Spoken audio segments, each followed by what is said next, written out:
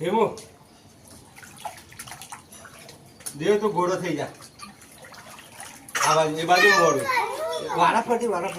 અરે મેં પૂછવાનું ના આવું છે આ તો બેટા નહીં બેસે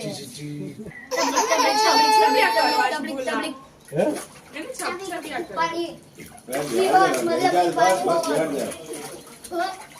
હા તમે મને બસ એમ ઉપર નથી બેસવાનું